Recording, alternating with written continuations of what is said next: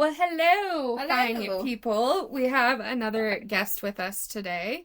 Two guests. With us today. This is Kayla and Andy, and they are the founders of the Raft Project. And this project is based around mental health and mental health awareness. And I just want to start off with you guys letting us know what that is, what it is, how it was created, all the good things. And the bad things, too, if they feel like they're relevant. Yes. Oh, good. Okay. Okay, good. Only good things. It's all Yeah, all good. only the good things. it's Sorry, all we can't good. talk about any of the negative stuff. Oh, they're also married, too. FYI. We are didn't mention married. that. Despite Right. the fact that they're in different cameras right now. Rooms in the house. Yes. Yeah. Right. We're going for the audio quality thing. I like it. I appreciate that. Thank you. Well, it has nothing to do with rafting, which is the first thing everyone always asks. So, so is it like kayaking or like what? Raft No, it's club. You build your own Yeah. raft. Whoever can stay afloat the longest wins. In That's theory, life. maybe. But no, for us, this is the kind of that metaphor of like building an emotional raft that is like buoyant enough to like hold your weight and made up of enough people that like someone can come and go and it won't sink you. So like we have different people for different things. Some people can hold more or less different times. Some people get waterlogged, and like we have to have a group to kind of support us as individuals and as a community. That's kind of the what of it. Kayla, do you want to take away the how of it? Yeah. Yeah, so like Andy said, it is a community, and is everyone here kind of familiar with 12-step, like AA type situation? I did it for 7 years. Great. Perfect. I didn't, Yeah. but I am familiar with it. Yes. Yeah. Yeah, so we just looked at that model and we were like, this is actually extremely powerful because you have these like regular check-ins built into your life with people, and the idea is to talk about the real shit that's going on in your life and not just this kind of surface level-y stuff that we do all the time with people. It's like, hey, how are you? I'm great. How are you? Thanks. Everything's lovely. And so we were like, okay, I think, you don't have to be addicted to need a community, because life is hard enough for everyone.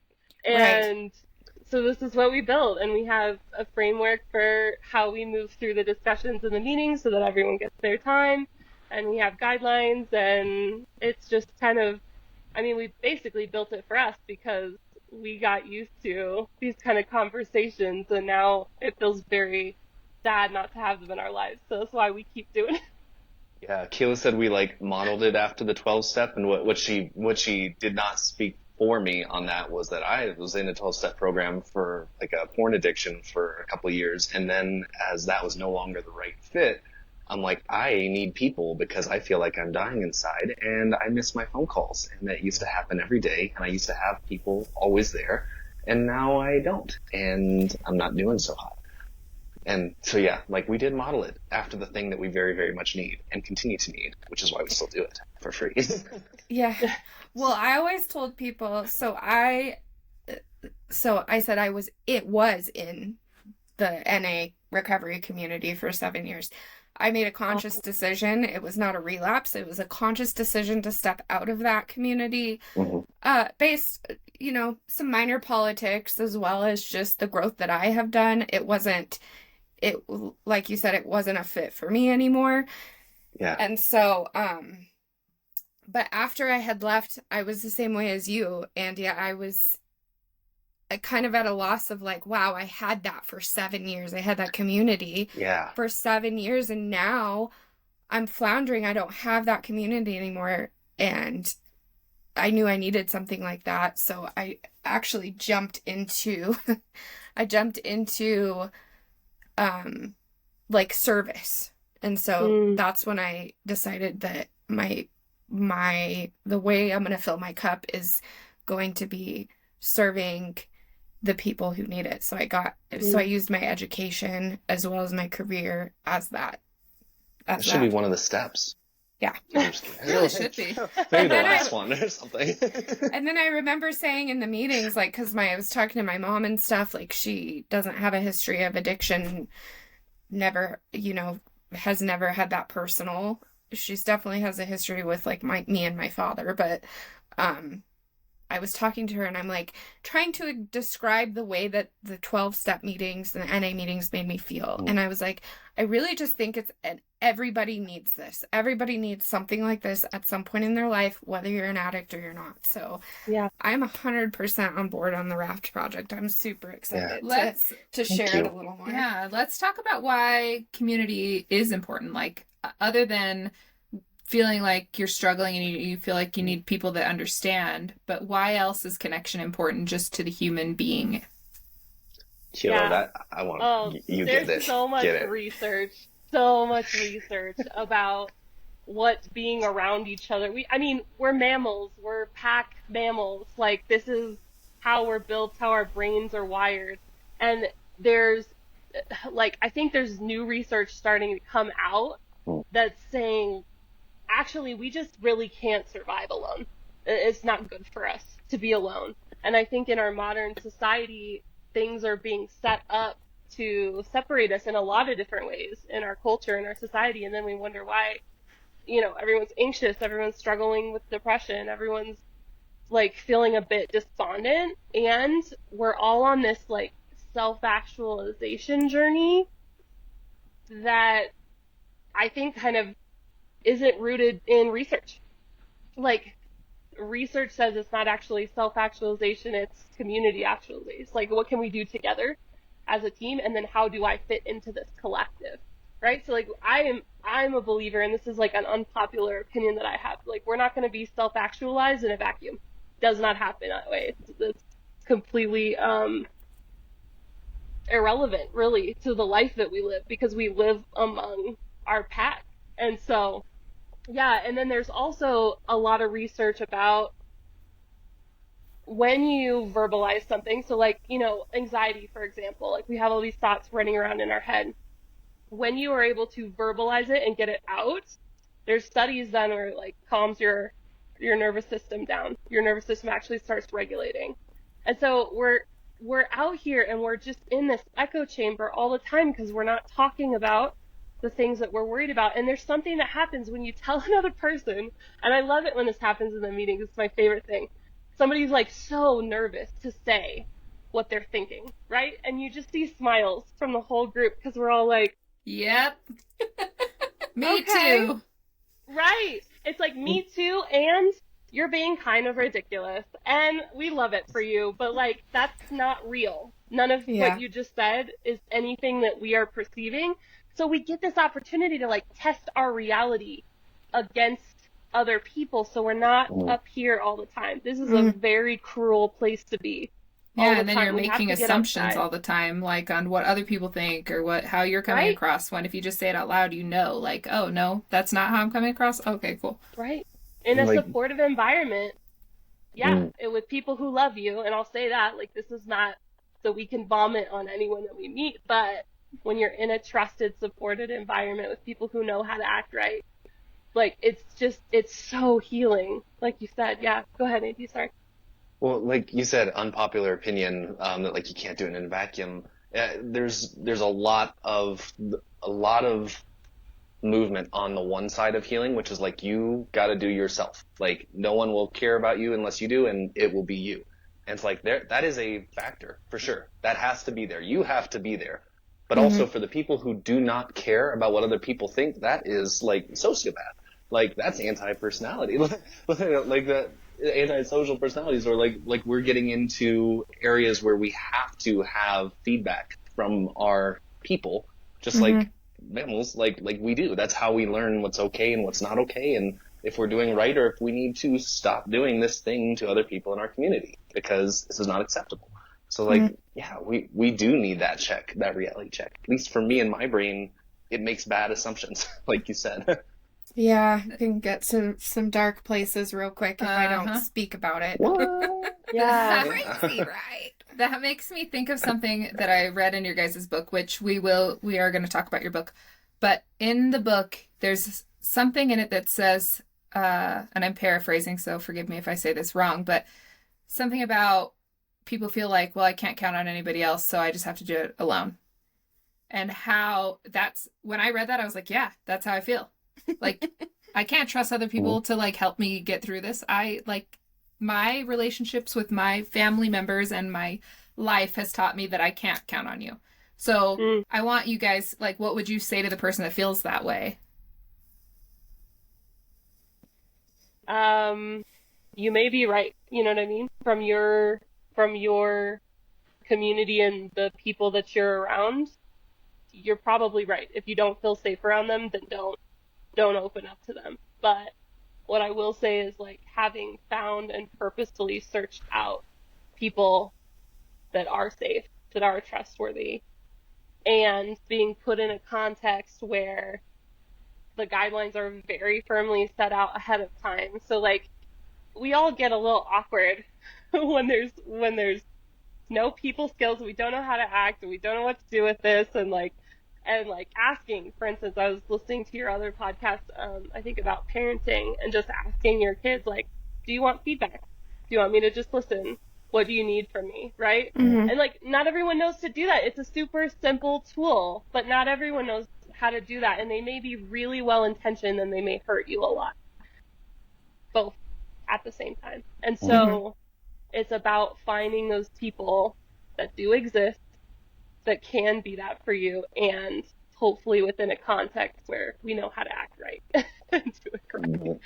Yeah. Well, like, I feel like for me, it was like an experiment that worked for a long time. Like for, I don't know, 7-8 years at this point. Like maybe upwards of that. But like this idea of taking a calculated risk, that I'm going to give a small nugget of the truth and see what someone does with it. And it's like, depends on the context. It depends on, in a job context, what are you going to share with your supervisor? That's a big question of if a supervisor's safe, if they're safe today, if they're safe before lunch, or if they're hangry.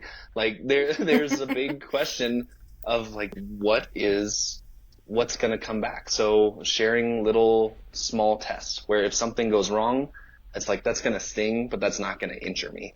That's not going to kick me out of this new position we're looking for. That's not going to cost me this friendship. And then with enough of those calculated risks, I start like expanding what I'm willing to risk as someone has shown me that they're safe.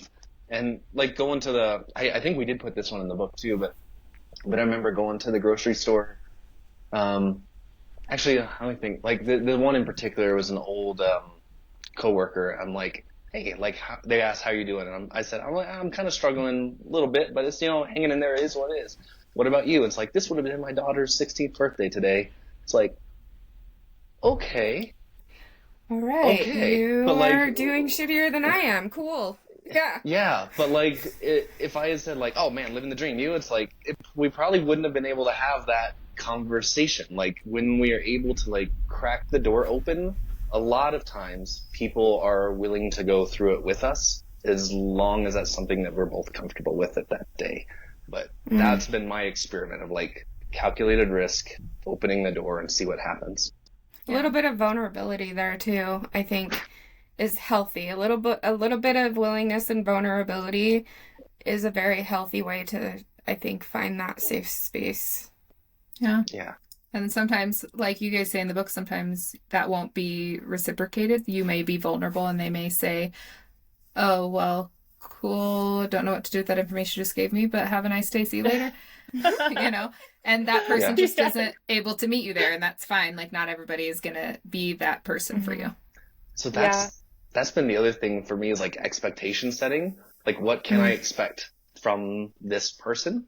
It's like, I've got buddies who help me relax. They're fun for me. We can talk about like activities. We can talk about stuff, but not my emotions, or sometimes my emotions, but not being a dad. And then I've got people who are there for being a dad, and like people who are there for being a spouse, and people who are there for the job. And like different people can hold different parts of my life very well, but not over here. They'd be totally unsafe here, but really a good support here. So like learning who can fit in what parts of the raft just kind of makes my life easier.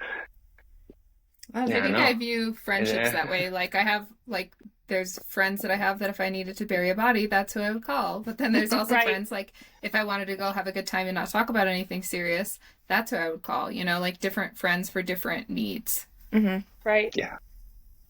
Well, because Kayla and I kind of did some very different kind of sides of needing a raft. Like, for me, it's that, like, generally I have a very hard time being okay. When I take my hands off the wheel, my car goes badly. Like, it ends up in dangerous places. But for Kayla, like, the raft has been a very different kind of tool. And I was just curious, Kayla, if you want to chime in on that. Yeah. Yeah. I grew up, like, I have never had, like, very serious mental health problems, maybe other than just mild anxiety. But I was raised in a context where, I'm sorry, you're gonna tell who what now? No, you're not. Like, and no one was telling me that, but it just wasn't done. Wasn't done in my community, and it was the, like, yeah, living the dream, everything's great, whatever. And I'm not naturally optimistic person anyway, so it didn't feel fake to me. But there was a lot of things I was dealing with that I told no one about. And also, as I grew and as I got older, I got to know my friends better and realized, and then even when I started dating Andy started talking to my friends I'd had for like 10 years. And come to find out, oh, they were dealing with mental health struggles that whole time. Oh, they were, their family life was fucked up. Oh, they were going through shit. And I didn't know because I didn't go first. And I think if I were them, I would assume, like, oh, Kayla would not understand because she never deals with anything. You know what I mean? And so not only has this process been helpful for me to just let other people into my world and get other perspectives and, like, not be stuck up here all the time, but also just for me learning that, like, me letting my guard down basically only does good things, in my opinion. Mm-hmm. And then, like, it establishes me as a safe person. Mm-hmm. I Yeah. like that too. I grew up very similar. Like, we don't talk about the things. We don't talk about the things. You just need to be okay. You need to shove it down. You need to just put a smile on and get through your day, Yeah. So it's hard to unlearn that behavior. I think Yeah, we talked about it too much. Right. It's terrifying. It's terrifying. I think for the first 2 years of meetings, so we've been doing this since 2018 in various forms. And, like, for 2 years, I was terrified. I never wanted to get off on meetings. I was just like, I was always looking for excuses. Like, I'm the founder, and I'm always looking for excuses not to be there. It was hard. I didn't want to. I, like, had anxiety every time it was my turn. I'm like, this is awful. Why are we How did you get past that? Like, was it just something you had to just learn Learned with practice? behavior? Yeah. Like, Well, it's it's like uncomfortable, Andy so said. you have to do it? Kind of, yeah. I mean, I knew the research. I knew it was important. I knew that I had to go first if I was going to lead this thing, and I knew it was important. So I'm like, okay, fine. So, yeah, I showed up for 2 years, and I did the hard thing. It was very uncomfortable, but it started rewiring my trust in other people. So now, when I share something vulnerable, I'm not expecting to get, like, emotionally smacked. I'm expecting positive support. I've had to do that. So I've been in a healthy relationship for 3 years with my significant other. And at the beginning, one of our touchy subjects was, like, me not speaking about my emotions with him. And even at my age, like, I have degrees in this shit that tell me that I need to do that, and I still can't do it. Like, it's just crazy. It's so scary. it is. And so it's funny that, like, I go out in my work life and tell people to do this and talk and be and feel, and then I can't do it in my own life. It's hilarious. But I've been in this relationship for 3 years now, and the one thing that he's taught me is that he is a safe space for me, and I am allowed to have my feelings around him. And when I started feeling safe around sharing what I was feeling with him, then I started noticing, like, oh, this is childhood trauma. I had never dealt with it because I always thought that was just the way it was. The response was always going to be negative, so don't fucking say anything. Yeah. Mm-hmm. Yeah, exactly.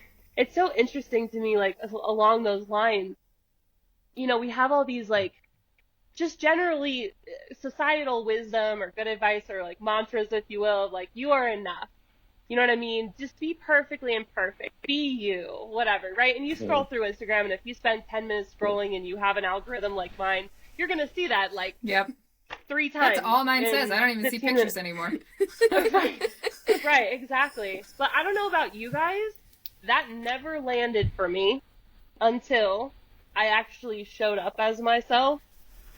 And the people that I showed up with were like, oh, cool. That's great. We love you anyway. Yeah, like, okay, you can be imperfect at that. That's fine. We don't care. We love you. And, like, all of a sudden, light switch flips on, and it's real to me now. Versus I can be in my head being like, you are enough, you are enough, you are enough, you are enough. It's just, it goes in one ear and out the other. But, like, when you have another human looking you in the eyes and you just said something extremely scary, and they're unfazed, and they give you a hug, like, that's an experiential truth. And that's those are the interactions we need to internalize. Like, oh, I can be imperfectly imperfect. It's proof. It's proof, exactly. Yeah. But what you were the way you were operating before was your persona that you put on was the one being evaluated, not you. So like I think we all tend to do that. We all do it in some ways at all times, I think. Maybe someone doesn't, but like hats off to them for that. But but like we're all doing it in some way at some time. But the more we are able to like risk our real self coming out, like then we start attracting people who like our real self instead of just the persona we put on, who support our real self. And like, because we had that conversation, like everybody loves the me that they know. But like, do they actually know me? Maybe, kind of, sort of, sometimes, no, maybe. It's a very different love to have somebody say like, oh my God, I love you so much, and not know the real you, as compared to when you show somebody your ugliest pieces, your realest, rawest pieces, and have them tell you that they still love you. Like that, you feel that love differently. It doesn't feel like phony baloney love. It feels like real love. I think that's what makes our friendship so strong, though, is because we've both seen each other at the worst moments of our lives. I've shown you all the ugliest parts of me. Same. I have too. Like and we loved each other through it, even though there was a moment where we were not on speaking terms. I still felt love for you, you know, as a human, and so. Right? And even the good parts too. Like the number of times we've told each other, wish you weren't so fucking awkward, bud. Like you're such a weirdo. Like it's like something that is abnormal but extremely endearing. It's like, do not ever turn off your weird switch. Like just be your weird, lovable, dorky self and like sing that shit and like have fun. And versus just like all the bad, like it's both of it. Like I like that one. Yeah. I think you guys should run us through like what a Raft Project meeting looks like what you guys do, because I think for people that don't know much about it, they're thinking right now like, okay, so you just have a community where you get together and you just like talk to each other and trauma dump on each other. What? Who talks the most? How do you know when it's your turn? You know? Yeah. Take it away. Yeah. Absolutely. So, we've developed something over the last 6 years called our REAL format. And it's an acronym. So R stands for rate, E stands for explain, A stands for ask, and L stands for listen. And so in a typical meeting, we give everyone, so if we have more than like 4 or 5 people on the call, we'll break up into 2 groups so that everyone gets 15 minutes. So every person on the meeting gets 15 minutes to run their reel. And so what we'll ask them to do is rate their mood 1 to 10. Like, is this the shittiest day you've ever had? Is it all sunshine and rainbows and nothing's going wrong? Or is it somewhere in between? And really the number doesn't mean much except just for us to like flow into a context.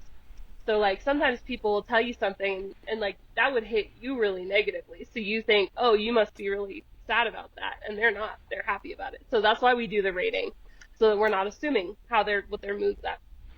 And then explain. So, like, okay, if you're 7, why are you 7? Tell me your, like, little life snapshot right now. And so they will. And then we open the floor to them to do an ask of the group. So usually you'll be sitting in front of, 3, 4 people, and you'll say, you know what? Like, for instance, I'm having this terrible, stressful situation at work. My coworker is doing this. I don't know what to do with that information. My boss is acting this way. So then you could say, like, what would you guys do if you were me? Or do you think I'm being crazy? Or I don't want to brainstorm about this. I want to hear about a time in your life that you've gone through this. So just more of that connection piece. So, or you can tell the group, like, I'm open to anything except I don't want you guys to tell me I'm being an asshole here or whatever, right? So this allows you to, like, because it's so scary, because showing up and, like, saying these things is so scary, this is our way of keeping your hands on the wheel of the conversation. And that way it doesn't start to, like, go off in a hurtful direction. You can't do anything about it.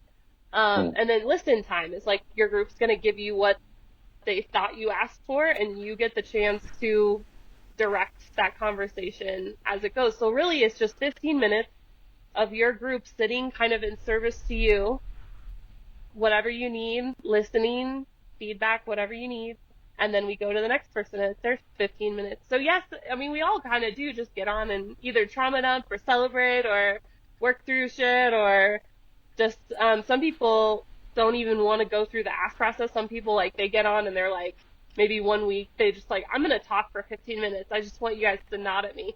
And so we do. We just nod and we, like, validate and mirror, and it's good. And so, yeah, so everybody gets equal time. We're all there to receive and give. And that's kind of the normal week.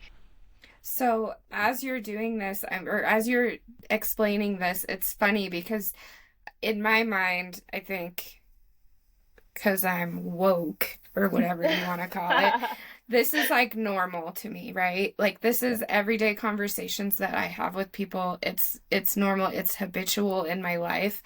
But I love that. I'm thinking, like, it's amazing to me how, I don't even know the percentage, I'm sure it's higher than 50, of people this is completely abnormal for. Yeah. Oh. I mean, it wasn't normal for me. It wasn't normal for me 15, 20 years ago when I was growing up. Right. Now it's completely normal. So I should say I had to put in the work and be anxious to do it. And then I walked through it, and, now it's a normal thing. But there's so many people that this could benefit. It's very cool too. So I did a call with them, and and it was very cool. In my experience, like, I do have, like, real conversations, not like real, but real conversations with people, like, about actual topics that matter. But I find that I typically fall into the role of, I'm listening to their problems, and I'm offering advice, and I'm not allowing myself to spill what all I need to spill. And so what I thought was really cool about the process is, even if you feel weird about it because you don't normally do it, you have this opportunity where you're both giving and receiving, and it feels very balanced and very good. Yep.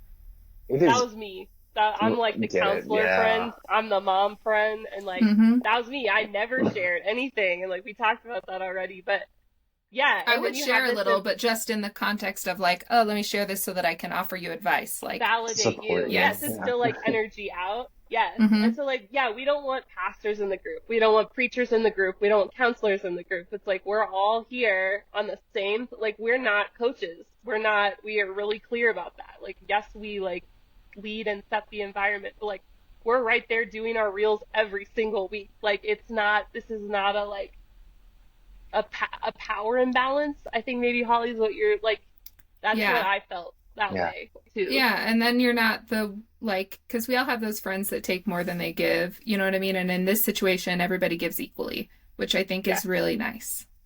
Well, and to be clear, you can be a pastor or a counselor and be involved in this, just not like in the, like, you're not counseling or preaching at someone in that conversation. Do not therapize people. Yes. Yeah, thank you for clarifying. Yes, obviously we want counselors and pastors. I'm saying there's no, like, archetype of that in the group. Yeah. Yeah, you take that hat off when you're in that environment, huh? Unless somebody asks for it. If that's their ask, like, counsel me. Right. But then Okay, here's everyone your is, bill. not Yeah. just you. Yes. It is funny how many people feel that. Like, I think when we talked about this group, there's this perception that people who are drowning and not okay and barely hanging on will jump in and pull everybody else down. But honestly, most of the people that we attract are the givers who have given for like decades and are given out, and then they're just like, they'll start their time and get like 2 minutes in and apologize for taking 2 minutes of your time. What can I do Yes. for you? Are you okay? Are you okay? How can I serve you? It's like, no, your turn. This is your turn. Like, you have not had It's time 15 to be minutes for selfish. you It's time in to like be 30 selfish. years. Yeah. Yeah. Like, and then you'll reciprocate and like be serving. Like, it is something that we're not used to. Like, way more than 50% do not know how Wait. to give and receive for this. It's fun. Yeah. Yeah, I think everybody should do this. And I Sounds love like a that you tool. guys are in a marriage and you guys will jump on the call and do it too. Because I would imagine as a married couple, that helps you guys stay connected. Like it's a way for you guys to communicate with each other too, right? For sure. Yeah, Yeah. there's some days where I'm like, I don't know what happened with you this week. Like, I'm engaged. I don't even know. Like, we You're haven't like, talked. what? Yeah, Right. really. And Yeah. it is interesting to have like that context for us because we've been married for almost 11 years. Like it has been a hot minute. We got married when we were young. But yeah, Sure. we know each other and younger I than said, 19 yeah. and 20. Yeah, I'd feels Younger. pretty I young mean, to me. Like, you got younger. You were married when you were younger than you are now because you guys aren't oh, like old. right. Yeah.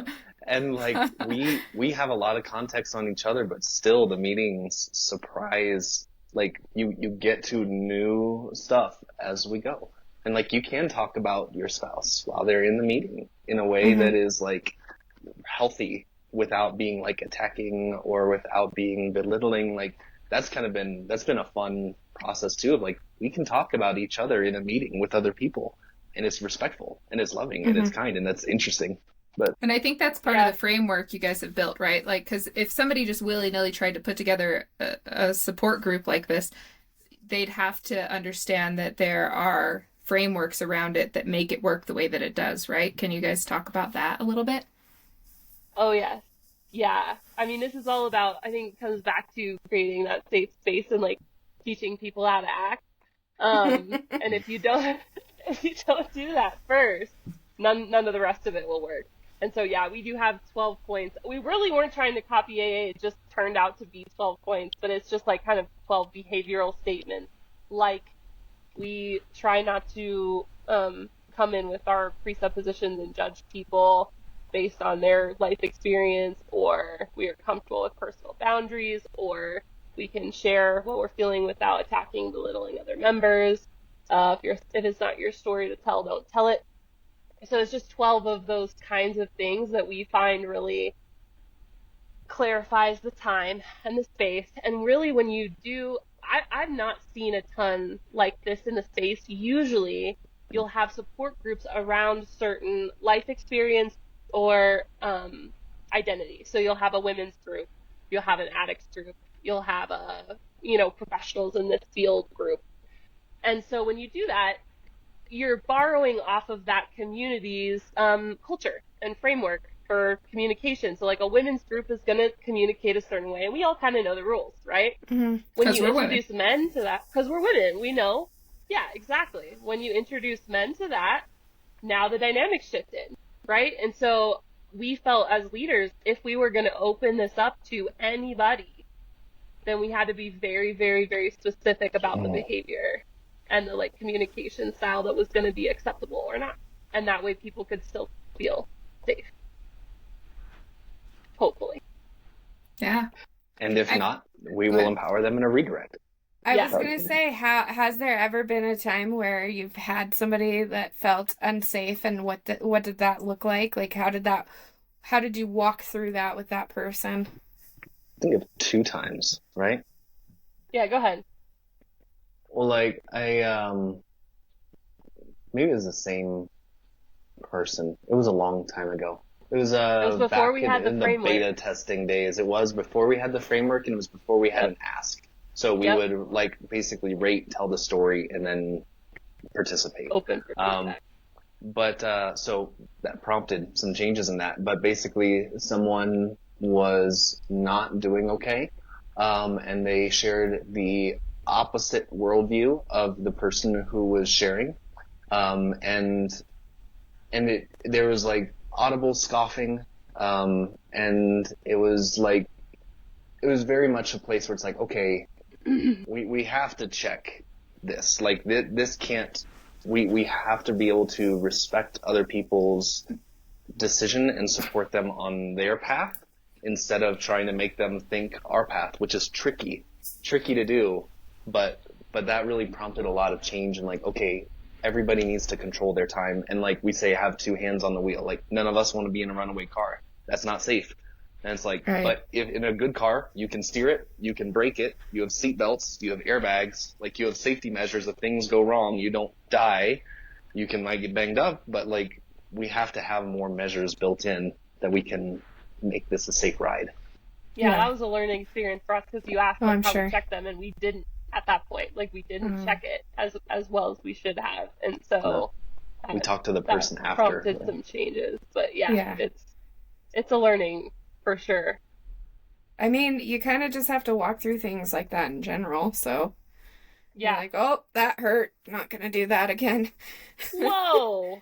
Yeah, it's like I keep saying, just like teaching people how to act. There's so many things where you cannot anticipate that behavior because like you would not do it. You know better than that. But Mhm. Yeah. not everybody does, right? And this is something we're not taught in school, we're not taught in No. church, we're not taught in our families, we're not taught in our workplaces. Like we're not taught to do this.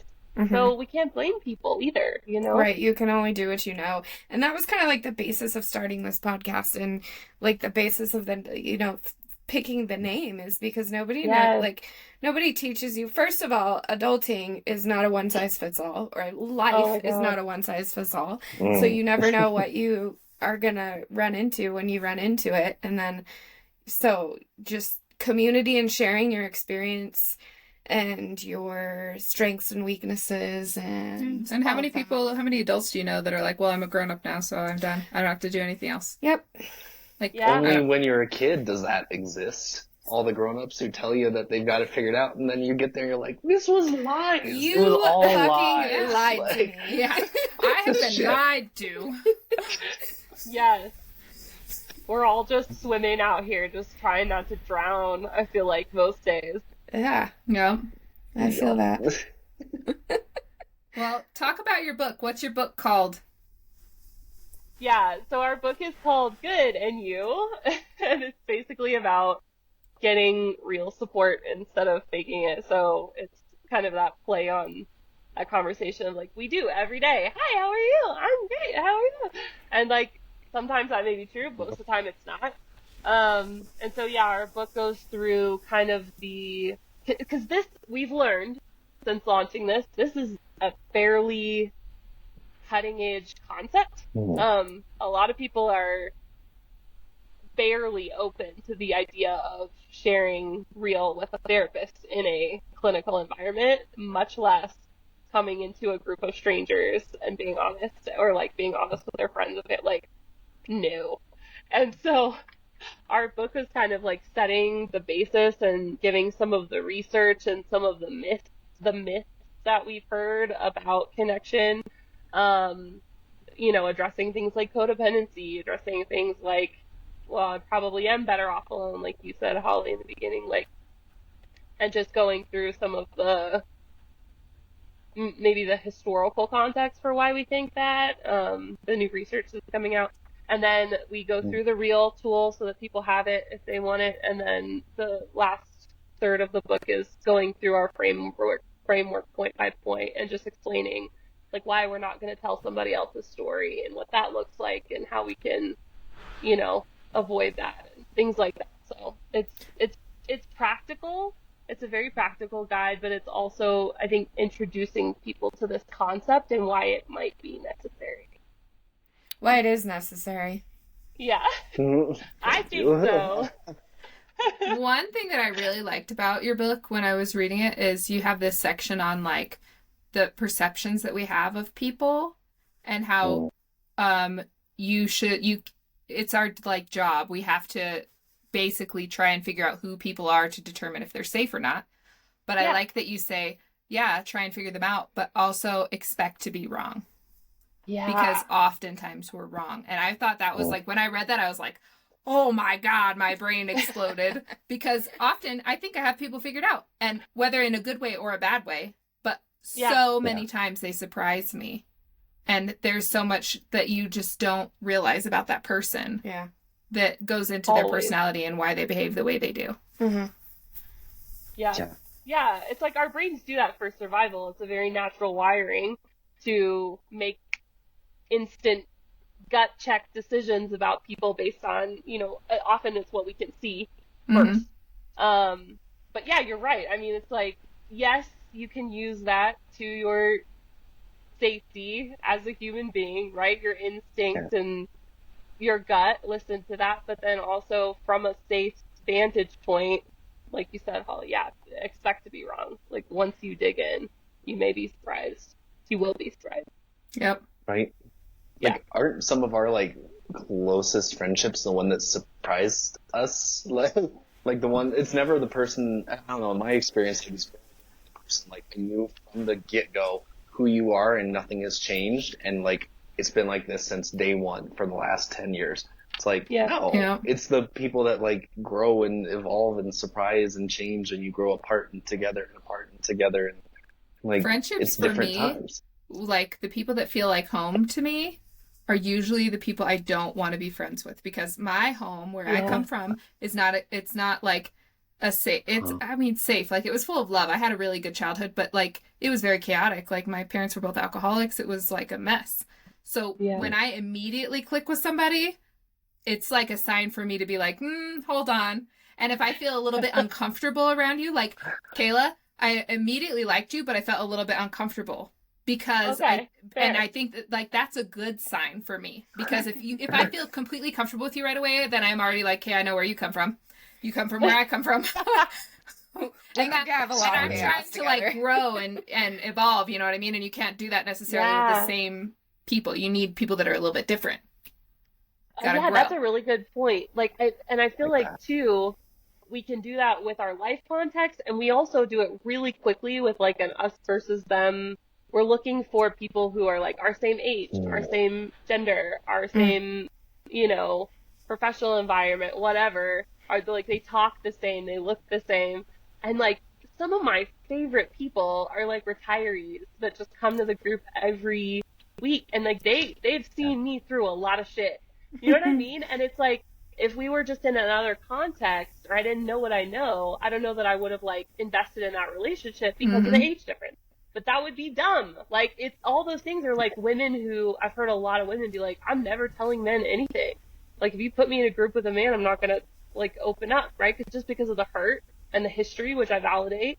But it's like, again, like, we've sat with, retired guys that like are just the sweetest people, and they're so kind and supportive.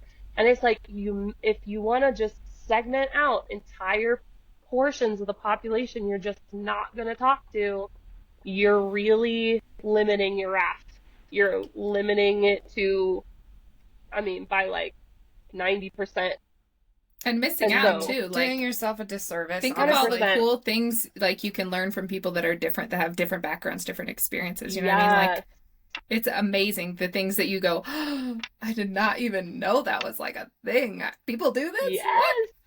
That's why I really loved being in NA, because like I never knew that one of my closest friends was going to be like a 75-year-old man with all of his knowledge, like he was one of my closest connections that I had in the rooms. And I knew that I could tell him anything, but in my wild, like, I wouldn't have even fathomed to walk up to him on the side of the road, He wouldn't have even existed to you. He would have been just like, yeah. So. I love that. Mm-hmm. Well, I'm curious, what about him made that safe? Mm-hmm. So he always started off the meeting, with a hug, and I was shorter than him. And so, but the first thing was he said, "Can you humble me, please?" And that would mean, can you give me a hug? Because he had to bend down to give me a hug. So that was like the first interaction with him. And I was like, that was like the first perspective. And I was like, I really think, first of all, I thought it was hilarious. And second of all, it really kind of put into perspective the perception of humility for me, which is what one of the bases you learn in the 12 steps, is humility. And then so once that interaction happened, and once it continued to happen every time I saw him, we developed that relationship together, and I allowed myself to listen to what he had to say, and his struggles with addiction and the way he grew up were very similar to mine, and you would have never guessed it putting the two of us together. And so that's what really drew it. And then the way he handled things and the perspectives that he had at that time, I did not have those because I was just learning the tools. But now I was able to get those concepts from him and really utilize those in my life. So he was a huge tool for me. And people surprise you like that, you like looking at them, you think, oh, this person can't offer me any knowledge. And they have so much knowledge that you have no idea even exists behind that face. Right. I love when people surprise me. I love that. And I heard you say, Leanna, just this consistency, the humility and consistency. Yeah, he every time I saw him, "Will you humble me, please?"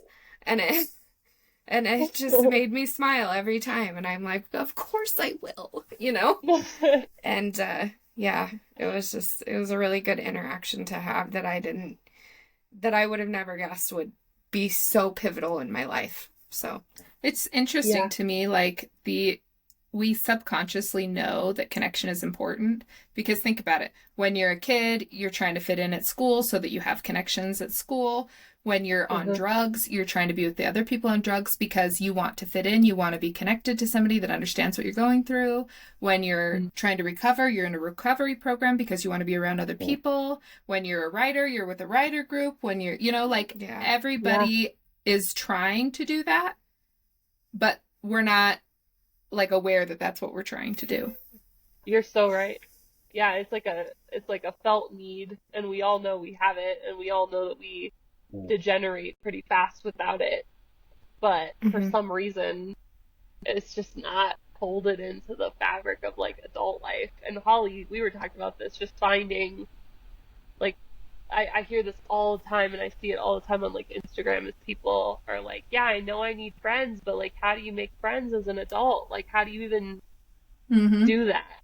And you're right, it's so common because it's not built in anywhere. I wonder why. If interaction and human connection are a basic need for everybody, why is it so uncomfortable? Why is it so stigmatized? Like, have you guys looked into that in any of your research? Okay. Andy's like, I got this one. Little bit. I love this one. Like this is one of the, I say this range of time is one of the first times in human history where you can exist at work, at family, at friends, and be like three different people. It used to be if you were too dissonant, like you have to be a traveling salesman because people catch on to you, and then you have to go somewhere else and go somewhere else and go somewhere else because people know you and they know this is not you. Like you could bullshit some, and you could hide some for sure. But now it's like you go to work in a place that you would never otherwise are, and you go home in a place that you never otherwise are, and you get online and do your games and your social in a way that you never will otherwise cross paths with these people. And like we can be whoever we think people need us to be, or whoever we decide to be. And like that is not normal, and that has not been able to exist in tribes, in communities, as people, when it's like, I hear you yelling in the tent last night. You know what I'm saying? Like we're here. Like if you can't come at me on your high horse. Like you're a piece of shit. I know this. But we can't do that now. It's different, and like the world is different in a way that it has not been yet. And I feel like we're our parents hit that generational change pretty hard too. I think Mm-hmm. we're all still learning that what is safe and what isn't. I feel like with social media, though, it's about to swing the other way because, like you said, people, especially like famous people, are acting one way and then they're being seen to be acting another way and are getting called out for it. So it's Yeah. almost Yeah. like we're like, it's going back that way of like, we see you all the time. So don't pretend Yeah. to be one way one time and then another way another time. Mm-hmm. Yeah. Yeah, I think something to consider, especially in an American context, which is mostly what all of us are exposed to. Like, all throughout American history, the main goal really hasn't been like people thriving, like citizens thriving. It's what makes the most money, right? And so like even if you look at the like Go West Young Man, Manifest Destiny era, right? You were trying to settle as much land, like get enough people to hold the land that they were trying to take. So you would have, your closest neighbors like 5 miles away, and you just live like that, right? And so the focus has always been for us, like what accomplishes a financial goal, not what is like the good of the community or the people. So you even see it now, like zoning laws, like they don't want multifamily properties. They don't want, they want us to have cars, so they're not going to make walkable neighborhoods. They want us to drive 40 minutes to work and drive home. So like when I was in Europe last year, I mean, like you are surrounded with people all the time. Like you get on the train, you go to your little neighborhood bar, you're passing people on the sidewalk, and I was just like mind blown. It's so different Did in a that feel context. overwhelming for you at first? Not Or for did it me. feel... I think for other people with different personalities, I'm very extroverted, so it didn't feel weird to me, but it did feel very exposed. Like someone's watching me all the time.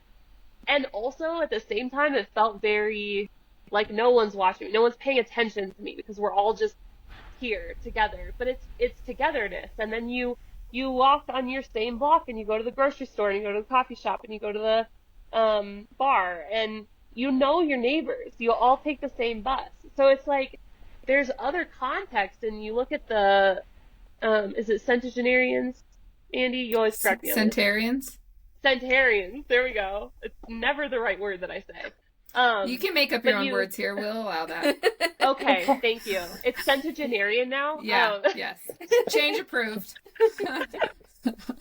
Yeah, centenarian. So, like, the studies that they've done on people that just live longer than everyone else in certain environments, it's almost always that they have this huge community that they see every day. And they're always blue cared about, zones. and they're always loved. Yep. So And there's a because my background is in substance use disorder, and so there was this philosopher who put the rat in with the button. yes, I just Do you saw remember that? this week. Okay, Yeah. so there was also another study that somebody else did where he put a community of rats with a button. Yes. And none of them used. Not one of them in the community. Okay. But the rat by himself killed himself and overdosed himself to death because he was by himself. And so it was about community. I wrote a paper on that one, and I thought that was really interesting. I did not know about this second. So just for those who don't know, you're saying there's a button that releases a narcotic, Drugs. and that Yeah. rat It gets was high as a cocaine. kite. Yeah. Oh, okay. So that rat's is having a ride, and like it will do it until it dies, unless it has its community, and then Yeah, it the like rats does in not the feel the community- need. The rats in That's the community interesting. did not use, and if a rat did use, those other rats would come to that other rat that was using and surround that rat with like, whatever they were saying, like, hey buddy, you don't gotta live this lifestyle, but We're you should not come letting you over do here. this to Yeah, yourself. so it was very, very, it's a very interesting study to read if you could ever pull it up, because even though they're Interesting. rats, they're not humans. That community, that resource of community was still developed. It's This makes me Mind-blowing. emotional. I just why are we like this? Yeah. Well, and people like you guys are helping to trudge the path forward to show people the way back to community. And I just think that's such important work. And I'm so glad that Leanna was like, we should have Andy and Kayla on the podcast. I love it. Selfishly and for everyone. Yes. Definitely a little bit of selfishness there because we want to share all the knowledge, but we also want to get it ourselves too, So kind of to wrap everything up, I guess the next step is, how do you become involved in the Raft Project? And then I know that you guys had mentioned that there's a way to create a Raft Project within your own community. So can you share a little bit about those two things? Yeah. For only three easy payments of 9. No, I'm just kidding. Sorry. No, it's free. It's free. It's totally free. So our website is theraftproject.com. Our Instagram is @theraftproject. I think the easiest way, if you're really like serious about getting involved, is just like email me at Kayla@theraftproject.com or Andy@theraftproject.com.